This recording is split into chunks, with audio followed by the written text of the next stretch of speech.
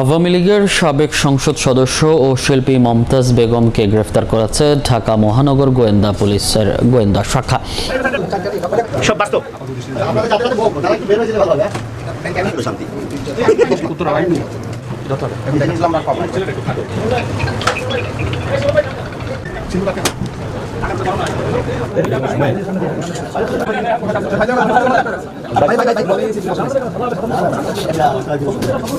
ধারণা করছি এখানে হয়তো 15-20 কোটি টাকা কম হবে না হয়তো। আজকের এই ভিডিওতে মমতাজ আপার কত কোটি টাকা সম্পদ আছে, সম্পদের হিসাব আপনাদেরকে দিব। সে কয়টা বাড়ির মালিক, কয়টা গাড়ির মালিক, তার স্বামীর কত সম্পদ আছে। যারা আমার নিয়োগ নির্দেশনায় সরকার আওয়ামী লীগের সকল ধরনের রাজনৈতিক কর্মকাণ্ডের উপর নিষেধাজ্ঞা আরোপ করেছে এবং এই নিষেধাজ্ঞা চলবে ততদিন যতদিন না আওয়ামী লীগের দুর্নীতিপরায়ণ অথবা যাদের বিরুদ্ধে মামলা আছে সেদের বিরুদ্ধে মামলা সম্পন্ন না হবে। আওয়ামী লীগের নেত্রী মমতাজের বাড়িতে রেবের অভিযান, একগাদা টাকা সহ আর কি ধরা পড়েছে, অনেক টাকা পয়সা ধন দৌলত সহকারে আটক হয়ে গেছে মমতাজ। তাকে সবাই মিলে গণধুলাই দিতে গিয়েছে কারাগারে যখন উঠানো হয়। দর্শক, চাঞ্চল্যকর কিছু গুরুত্বপূর্ণ নিউজ দেখবেন আজকের প্রতিবেদনে। আওয়ামী লীগদেরকে আজকে কিন্তু ধুলির সাথে মিশে দেওয়ার পরিকল্পনা ছিল। সব কিছু বিস্তারিত আজকের ভিতরে দেখতে পারবেন, অর্থাৎ আজকে গুরুত্বপূর্ণ নিউজে। যারা এই ধরনের নিউজ লাইভ দেখতে ভালোবাসেন, দেরি না করে চ্যানেলটি সাবস্ক্রাইব করে বেল আইকনটি অল করে দেবেন। দর্শক, তাহলে যারা এখনো লাইক দেন, লাইক দিয়ে একের পর এক ধারাবাহিকভাবে আজকের সকল আলোচিত খবরগুলো দেখতে থাকুন। আওয়ামী লীগের সাবেক সংসদ সদস্য ও শিল্পী মমতাজ বেগমকে গ্রেফতার করেছে ঢাকা মহানগর গোয়েন্দা পুলিশের গোয়েন্দা শাখা। সোমবার রাত 11:30টার দিকে রাজধানীর ধানমন্ডির স্টার কাবাবের পেছনের একটি বাসা থেকে তাকে গ্রেফতার করা হয়। মমতাজ বেগমের বিরুদ্ধে হত্যাসহ একাধিক মামলা রয়েছে বলে জানা গেছে। লোকগানের জনপ্রিয় শিল্পী মমতাজ বেগম মানিকগঞ্জ 2 আসনের সংসদ সদস্য ছিলেন।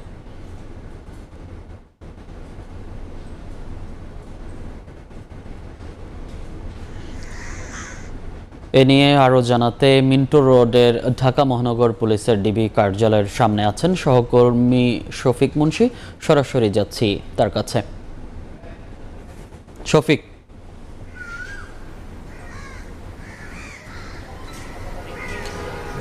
পতিত আওয়ামী সরকারের সাবেক সংসদ সদস্য মমতাজ বেগমকে রাত 11:30টার দিকে ধানমন্ডির যে স্টার কাবাব আছে তার পেছনের একটি ভবন থেকে আইনশৃঙ্খলা রক্ষাকারী বাহিনী গ্রেপ্তার করেছে বলেই ডিবি কার্যালয়ের একাধিক ঊর্ধ্বতন কর্মকর্তা আমাদের বিষয়টি নিশ্চিত করেছেন। মমতাজ বেগম কিন্তু ঢাকার মানিকগঞ্জ 2 আসনের সংসদ সদস্য ছিলেন এবং সেখানকার সিংগাইর উপজেলার যে উপজেলা আওয়ামী লীগের সভাপতির দায়িত্বে তিনি দীর্ঘদিন ছিলেন। তার বিরুদ্ধে হত্যা মামলা সহ একাধিক মামলা রয়েছে বলে আমাদেরকে জানানো হয়েছে এবং আগামীকালকে তাকে আদালতে ওঠানো হবে এবং সেখানে পুলিশ তার যে মামলাগুলো আছে তার প্রেক্ষিতে রিমান্ড আবেদন করবে বলেই আমরা জেনেছি। আমরা যেটা জানতে পেরেছি যে 2009 সাল থেকে কিন্তু তিনি আওয়ামী লীগের রাজনীতিতে বেশ সক্রিয় ভূমিকায় ছিলেন এবং তিনি 9ম যে জাতীয় সংসদ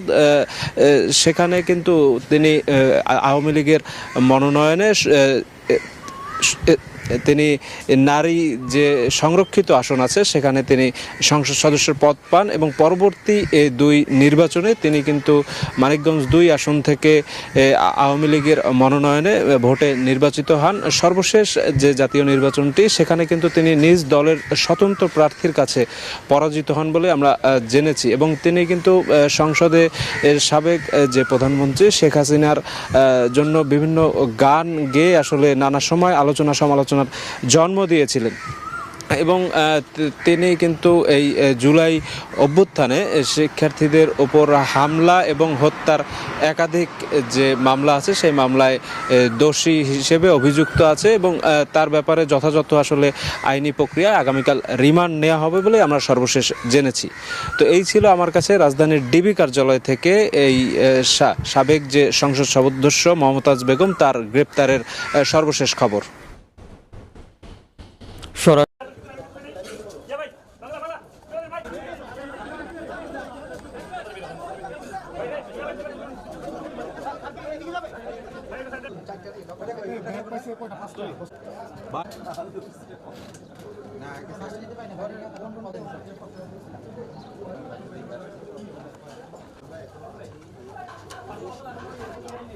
50 কেজি চালের বস্তা একটু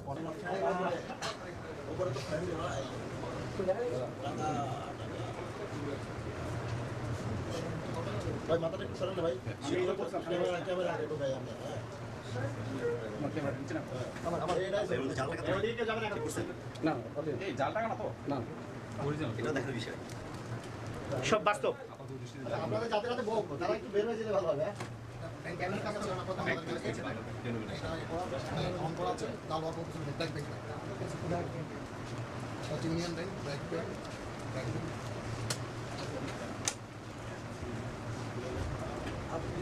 প্রত্যেকটাই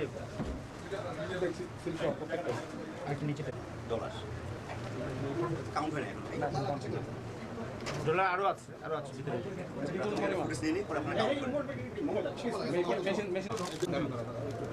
চোখেরও শান্তি ম্যাক্সিমাম ডেনোমিনেশন দিয়ে আছে উত্তরা ব্যাংক একটু ধরেন ভাই একটু ধরেন ধরতে হবে এখন দেখেন আমরা পাবো হ্যাঁ সিকোলের মতো হ্যাঁ হ্যাঁ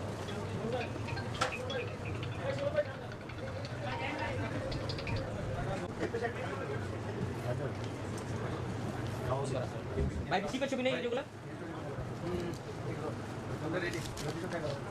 টাকা দিও না ভাই হ্যাঁ ডলার দেন তাই নিয়ে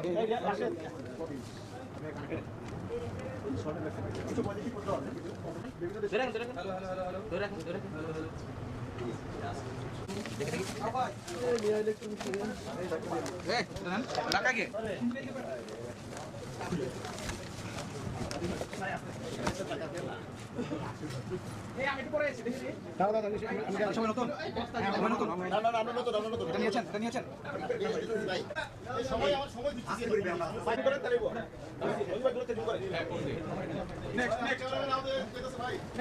সবাই আদিবান টাকা থেকে সবাই সাবধান হয়ে যাই আল্লাহ শুভ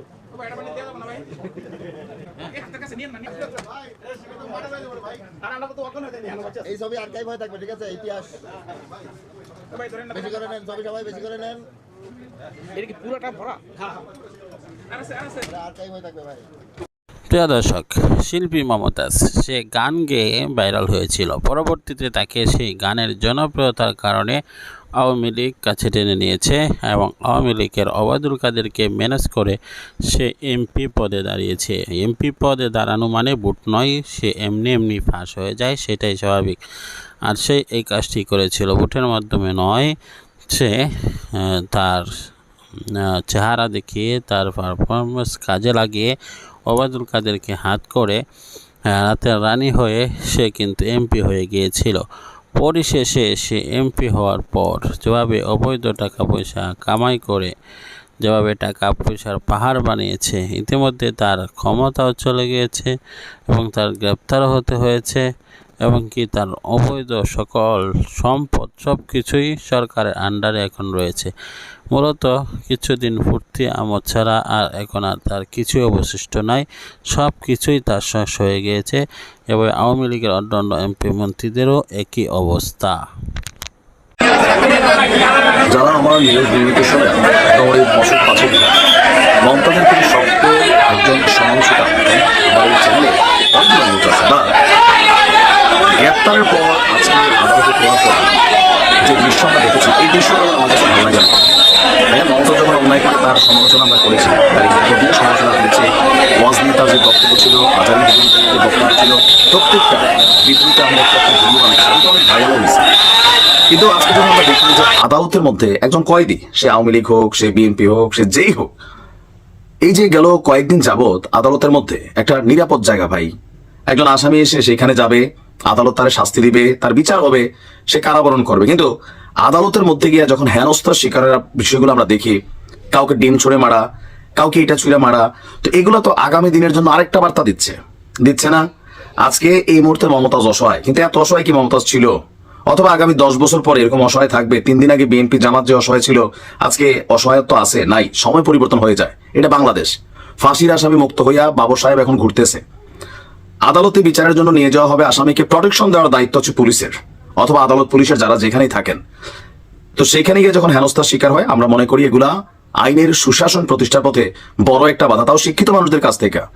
আমরা গণমাধ্যমের নিউজে যেটা দেখলাম যে আজকে যখন মমতাজকে ঢাকা মেট্রোপলিটন ম্যাজিস্ট্রেটে আদালতে উপস্থাপন করা হয়, তখন সেখানে আপনার শুনানি শেষে এজলাস থেকে নামানোর সময় বিএনপি পন্থী আইনজীবীরা মমতাজকে দুয়োধ্বনি দিতে থাকেন।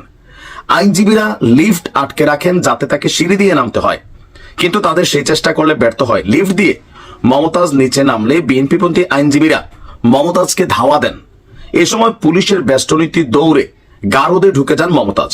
মমতাজকে মাথা নিচু করে থাকতে দেখা যায়। আর এই যে কথাগুলো বললাম বা দৃশ্যপট যা দেখলেন, আইনজীবীরা তো ভাই শিক্ষিত মানুষ। আপনারা মমতাজের বিরুদ্ধে যারা আইনজীবী আছেন তারা সর্বোচ্চ সাজার জন্য আপনি চেষ্টা করবেন আইনিভাবে, কিন্তু আপনি যখন এই যে কি বলা হয় যে ধরেন রাস্তার 10টা সস্তা মানুষের মতন আদালতের মধ্যে এত বড় আইনজীবী হইয়া আপনি এরকম সস্তা ক্যারেক্টারের মধ্যে ঢুকে যান, এটাতে আইনাঙ্গনের আদালতের প্রাঙ্গণের যে আদালতকে বলা হয় মহান আদালত, তো সেটার কি মান সম্মান ইজ্জত রাখা হয় নাকি না? মানে আমি মাঝে মাঝে ভাবি যে হয়তো বাইরের 2-4টা মানুষ অশিক্ষিত যারা, তারা বোঝে না, হয়তো আয়সা আদালতের মধ্যে তাদের খুব ঝাল মিটায়। মমতাজ অপরাধী, তার ফাঁসি হয়ে যাক, কিন্তু আদালতে ঢোকার পরে একজন আসামির নিরাপত্তা নিশ্চিত করাও কি আসলে আদালতের দায়িত্ব নাকি না? আর এই ঘটনাগুলো কি একবার হচ্ছে? আওয়ামী লীগের কাউরে আদালতে তুললে সেখানে ডিম মারা হচ্ছে, এটা করা হচ্ছে, সেটা করা হচ্ছে। এগুলা দেখেন, এগুলা কোনোভাবে মানার সুযোগ নেই। আমি এর আগেও এগুলো নিয়ে কথা বলছি, সবসময় এগুলো নিয়ে কথা বলি, কারণ এই যে কালচার বাংলাদেশে আওয়ামী লীগ যা অন্যায় করছে সেটার 10 গুণ কালচার এখন তৈরি হচ্ছে। আবার এই 10 গুণের কালচারের জন্য আগামীতে হয়তো কখনো আবার 100 গুণ তৈরি হবে। তো এগুলা কি হওয়া উচিত? তার বিরুদ্ধে আপনারা আইনিভাবে লড়াই করবেন, তার সর্বোচ্চ সাজা নিশ্চিত করেন আইনের আওতায়, কিন্তু আদালতে আসলে আপনার আইনজীবীর মতন শিক্ষিত মানুষরা আপনারা যদি ওই যে তারা ধাওয়া দেন, একজন মহিলা মানুষ তারা ধাওয়া দিলেন, তো কি হইলো? বীর পুরুষ হয়ে গেলেন? এগুলাতে মানে আমাদের আইনাঙ্গনের ভাবমূর্তিটা কোথাও না কোথাও নষ্ট হয় কিন্তু। আর ওই যে বিএনপি পন্থী, এই যে একটা বিএনপিরও কিন্তু এটা থেকে ইজ্জত বাড়ছে। আমার তো মনে হয় না যে মানে 10 জন শিক্ষিত মানুষ বা বুঝের মানুষ এই কাজটাকে পছন্দ করছে। দেখেন যেটা ভালো মনে করেন, কারণ ওই যে দিনে দিনে বাড়িতেছে দেনা, সুদিতে হইবে ঋণ। আজকে আওয়ামী লীগের ঋণ শোধ হচ্ছে, কখনো হয়তো আবার আপনাদের হবে, 4 দিন আগে আপনাদেরও হয়েছে। আবার মানে এই পরিস্থিতিগুলো আসলে কোনো বদলায় না কেন? সরকার আওয়ামী লীগের সকল ধরনের রাজনৈতিক কর্মকাণ্ডের উপর নিষেধাজ্ঞা আরোপ করেছে, এবং এই নিষেধাজ্ঞা চলবে ততদিন যতদিন না আওয়ামী লীগের দুর্নীতিপরায়ণ অথবা যাদের বিরুদ্ধে মামলা আছে সেদের বিরুদ্ধে মামলা সম্পন্ন না হবে, এবং দলীয়ভাবে আওয়ামী লীগের যে অপরাধসমূহ সেগুলো নিয়ে বিচার শেষ না হবে, ততদিন পর্যন্ত এই নিষেধাজ্ঞা চলবে। মানে ভার্চুয়ালি আওয়ামী লীগ কোনো পলিটিক্যাল অ্যাক্টিভিটিস করতে পারবে না, সেটা কোনো সভা সমাবেশ করতে পারবে না, মিটিং করতে পারবে না, লিফলেট বিতরণ করতে পারবে না, এমনকি অনলাইনেও তারা কোনো প্রচারণা করতে পারবে না। মানে সোমবার দিন যখন এই সিদ্ধান্তটা স্বরাষ্ট্র মন্ত্রণালয়ের পক্ষ থেকে প্রজ্ঞাপনটা জারি করা হয়, তখন এর নানা ধরনের ব্যাখ্যা কিন্তু আমরা শুরুর দিকে শুনতে পাই, এবং সেই ব্যাখ্যাগুলি আমার কাছে কিছুটা ভীতিকর, কিছুটা কনফিউজিং মনে হতে থাকে। রাতে, অনেক রাতে 12টার দিকে, 12টারও পরে প্রধান উপদেষ্টার প্রেস উইং থেকে একটা ব্যাখ্যাও দেওয়া হয়। আমি প্রথম দিকে যেগুলো শুনতে থাকি, বিভিন্ন বক্তব্য থেকে রিপোর্ট হতে থাকে, সেটা একটু আপনাদেরকে পড়ে শোনাবো, একটু বোঝার চেষ্টা করবো, আপনাদেরকে ইনফর্ম করবো। পরে প্রধান উপদেষ্টা প্রেস উইং থেকে যে ব্যাখ্যাটা আসছে সেটাও একটু বোঝার চেষ্টা করবো। তারপরও আমি যেগুলো বুঝিনি সেগুলো নিয়ে আপনাদের সঙ্গে একটু কথা বলবো।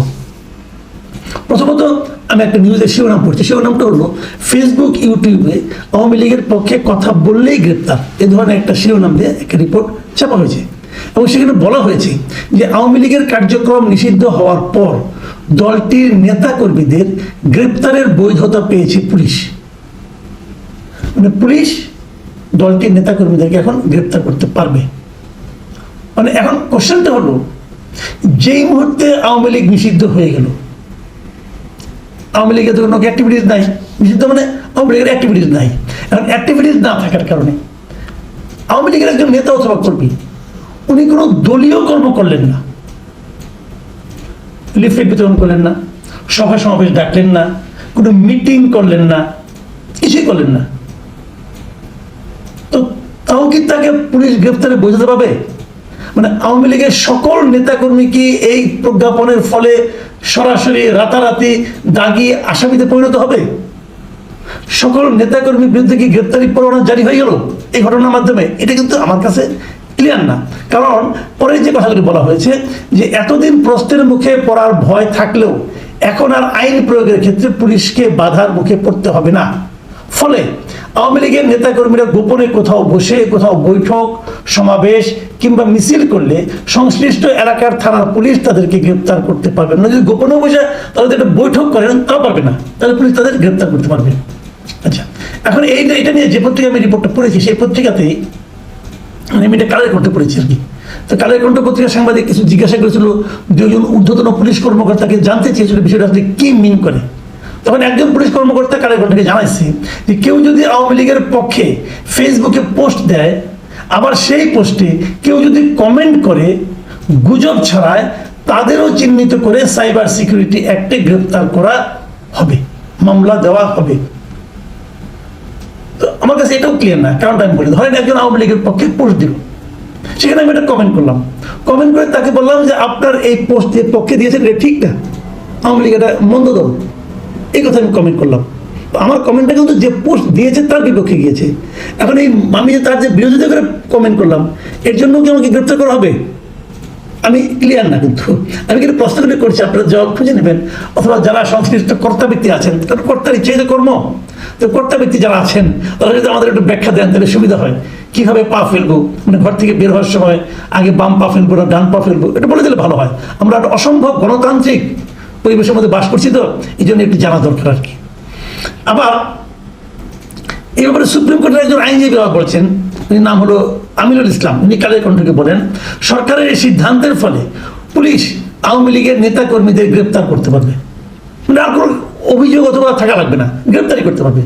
এই প্রজ্ঞাপনের পর সোমবার দিনই আমাদের একজন উপদেষ্টা মিস্টার আসিফ মোহাম্মদ সজীব ভুঁইয়া, তিনি তার ভেরিফাইড ফেসবুক পেজে একটা ইনফরমেশন দিয়েছেন আর কি, স্ট্যাটাস লিখেছেন। সেখানে লিখেছেন যে দেশের বিরুদ্ধে ষড়যন্ত্র করলে রেহাই নেই, গোপন বৈঠক, উস্কানিমূলক মিছিল বা পোস্ট করলেও আইনগত ব্যবস্থা নেওয়া যাবে। এবং এই কথা বলার পরে উনি এখানে একটা পোস্টার শেয়ার করছেন, সেই পোস্টারে লেখা আছে যে ফেসবুক ইউটিউবে আওয়ামী লীগের পক্ষে কথা বললেই গ্রেপ্তার। মানে একজন উপদেষ্টাও কিন্তু কথা বলছেন। রাতে সোমবার দিবাগত গভীর রাতে প্রায় 12টার দিকে আমরা তারপর পেলাম যে রাত 12:15টার দিকে অন্তর্বর্তীকালীন সরকারের প্রধান উপদেষ্টা যিনি আছেন তার যে প্রেস উইং, সেখান থেকে একটা বিবৃতি পাঠানো হয়েছে বিভিন্ন মিডিয়াতে। সেই বিবৃতিতে কি বলা হয়েছে? সেই বিবৃতি তারা বলেছে যে আওয়ামী লীগের কার্যক্রম নিষিদ্ধ সংক্রান্ত 12 মে প্রজ্ঞাপনটি জারি করা হয়েছে। তারা বলছে, এবং সে বলছে এই নিষেধাজ্ঞা সংগঠনগুলোর নেতা কর্মী ও সদস্যদের জন্য প্রযোজ্য হবে। বুঝছেন? কিন্তু এটা কিন্তু বলা হয় না অন্য কারো সমর্থক টমর্থক বলেনি, কিন্তু কেবল নেতা কর্মী ও সদস্যদের জন্য প্রযোজ্য হবে। আচ্ছা, এবং প্রযোজ্য হলে সেখানে কি করতে হবে? সেখানে বলা হয়েছে যে এই প্রজ্ঞাপন অনুসারে আন্তর্জাতিক অপরাধ ট্রাইব্যুনালে বিচার কার্য সম্পন্ন না হওয়া পর্যন্ত আওয়ামী লীগ এবং এর সকল অঙ্গ সংগঠন, সহযোগী সংগঠন ও ভ্রাতৃপ্রতিম সংগঠন কর্তৃক যে কোনো ধরনের প্রকাশনা, গণমাধ্যম, অনলাইন ও সামাজিক যোগাযোগ মাধ্যমে প্রচারণা, মিছিল, সভা সমাবেশ, সম্মেলন আয়োজন সহ যাবতীয় কর্মকাণ্ড নিষিদ্ধ ঘোষণা করা হয়েছে। এটা কিন্তু আমার কাছে একটু ক্লিয়ার মনে হলো। পরে আবার বলতেছেন যে এই প্রজ্ঞাপন অন্য কোনো রাজনৈতিক দল বা মুক্ত মতের মানুষের মত প্রকাশের স্বাধীনতাকে ক্ষুণ্ণ করে না।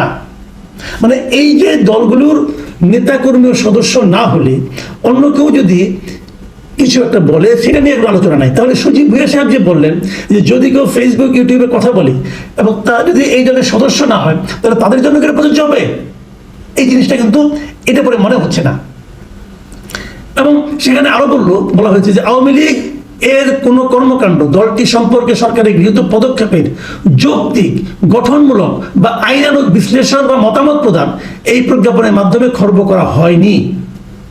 তার মানে এই আওয়ামী লীগ সম্পর্কে সরকারের যে গৃহীত বিভিন্ন পদক্ষেপ, এই পদক্ষেপের যদি আপনি যৌক্তিক, গঠনমূলক বা আইনানুগ বিশ্লেষণ করেন তাহলে আপনি করতে পারবেন।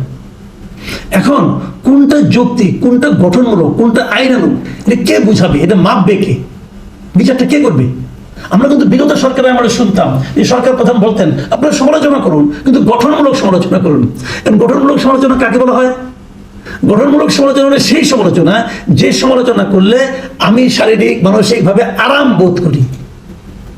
যেটা আমাকে বিব্রত করে সেটা হলো গিয়ে গঠনমূলক সমালোচনা নয়। এখন ওনারাও কিন্তু একই কথা বলছেন, যৌক্তিক বলছেন। যৌক্তিক কোনটা? যেটা শুনলে আমার মনটা ভালো হয়, সেটা যৌক্তিক নাকি? যাও, তারপরে আমার মনে কিছু প্রশ্ন, সেই প্রশ্নগুলো আমি করতে চাই। আমি জানি না উত্তর পাবো কিনা, তো আমি করতে চাই। আমি আশা করবো সরকার এগুলো উত্তর দিবে। আমার প্রথম বক্তব্য হলো যে আওয়ামী লীগের কোনো কর্মকাণ্ড কেউ করবে না, কিন্তু সে আওয়ামী লীগ একসময় করতো, হয়তো উপজেলা কমিটির আওয়ামী লীগের সদস্য সে। এখন সে কি এখন রাস্তায় চলাফেরা করতে পারবে? সে কি বাজারে যেতে পারবে? সে কি তার স্ত্রী পুত্র কন্যাদের নিয়ে কোনো সামাজিক অনুষ্ঠানে যেতে পারবে? নাকি গেলে তাকে এখানে মব ভায়োলেন্সের শিকার হতে হবে এবং তাকে কেউ চট থাপড় মারলে কোনো বিচার হবে না? এটা এই জিনিসটা একটু প্লিজ ক্লিয়ার করেন আপনারা। রাজনৈতিক কর্মকাণ্ড করলে আপনার অপরাধ, কিন্তু রাজনৈতিক কর্মকাণ্ড আমি করলাম না। আমি এমনি হাঁটতেছি রাস্তা দিয়ে, আমাকে ধরে চট থাপড় মারবেন অথবা পুলিশ আমাকে ধরে নিয়ে যাবে? এই জিনিসটা ক্লিয়ার করা মনে হয় দরকার। আবার হয়তো একসময় একজন অনেকদিন আগে আওয়ামী লীগ করতেন, এখন আওয়ামী লীগও করে না, আওয়ামী লীগের কোনো কমিটিতেও সে নাই। তাহলে তার জন্য কি প্রকাশ্যে নির্ভয়ে চলাফেরা করার অধিকার থাকবে? আচ্ছা, আরেকটা কথা, মাঝে মাঝে আমরা শেখ হাসিনার ফোন কল দেখি, সেই ফোন কল নিয়ে আবার এখানে প্রচার করা হয়, কিছু কিছু ক্ষেত্রে হাস্যরস করা হয়, কিছু কিছু কেউ কেউ আবার সিরিয়াসলি নেন। তো এই ধরনের ফোন কল কি মিডিয়াগুলো প্রচার করতে পারবে? আরেকটা প্রশ্ন যেটা করতে চাচ্ছি, যে আওয়ামী লীগের কোনো নেতার ইন্টারভিউ কি প্রচার করা যাবে? সে যদি দলীয় প্রচারের জন্য কথা না বলে, মনে করেন একজন নেতা সে দলের পক্ষে কিছু করছে না, কিন্তু সে দলের হয়তো সমালোচনাই করছে যে আওয়ামী লীগ ওই কাজটা ঠিক করে নাই, ওই কাজটা ঠিক করে নাই, এই ধরনের একটা কথা সে বলতে চাচ্ছে, বলছে, এটা কি প্রচার করা যাবে? আচ্ছা, আওয়ামী লীগ গত 15 বছরে কি কি মন্দ কাজ করেছে, এটা কি বলা যাবে? অথবা এই মন্দ কাজের সঙ্গে দুই একটা ফাঁকে ফাঁকে দুই একটা ভালো কাজও করেছে, যেমন মেট্রো রোড করেছে কিনা, অথবা ওইটা করেছে, সেটা করেছে, পদ্মা সেতু করেছে, এগুলি কি বলা যাবে? আমি জানার খুব আগ্রহ, আমি কৌতূহল থেকে জিজ্ঞেস করতেছি। এরপরে আরেকটা কাজ, যে ধরেন সরকার কোনো একটা কাজ করছে, এই ধরনের একটা কাজ হয়তো আওয়ামী লীগ সরকারও করেছিল, এই দুটা কাজের মধ্যে কি তুলনা করে কোনো আলোচনা করা যাবে? যদি সেটা আওয়ামী লীগ আমলে মন্দ হয়ে থাকে তাহলে করা যাবে, অথবা যদি এই সরকারের কাজটা যদি ভুল হয়ে থাকে, আওয়ামী লীগ এটা বেটার ছিল, যদি এমন কিছু হয় সে আলোচনা করা যাবে? এই প্রশ্নগুলো কিন্তু আমি আসলে ভাই একটু করতে চাই, এবং করতে চাই মানে আমি তো করলাম, আমি এগুলি জবাব জানতে চাই। আপনারা প্লিজ সরকারের পক্ষ থেকে এই প্রধান পয়েন্টে একে ভেঙে ভেঙে পড়েন, তাহলে আমি বুঝতে পারবো না যে কোনটা বলে আমি বিপদে পড়ে যাবো। মানে আমাদের সীমাবদ্ধতা কতটুকু, কথার সীমা কতটুকু? আমি জীবনে কখনো আওয়ামী লীগ করি নাই, আমি আওয়ামী লীগের কোনো সদস্য না, নেতা না, কর্মী না, কাগজে কলমে কোথাও না, মানে এমনিও কোথাও না। তো আমি কি আলোচনাগুলি করতে পারবো? আচ্ছা, আওয়ামী লীগের কোনো পুরনো লোক, নেতা, তার সঙ্গে আমি কথা বলতে পারবো? এই যে আমার সাথে দেখা হয়, সালাম দেয়, আমি কি সালামে জবাব দেবো নাকি না দিয়ে হেঁটে চলে যাবো? অথবা কোনো নেতা যদি বিদেশ থেকে আমাকে, এত হোয়াটসঅ্যাপে নাম্বার অনেকের আছে, কেউ যদি আমাকে ফোন করে, আমি কি ফোন করলে ধরবো নাকি ধরবো না? প্লিজ এই বিষয়গুলো একটু সরকারের কাছে অনুরোধ, আপনি একটু ক্লিয়ার করেন ভাই।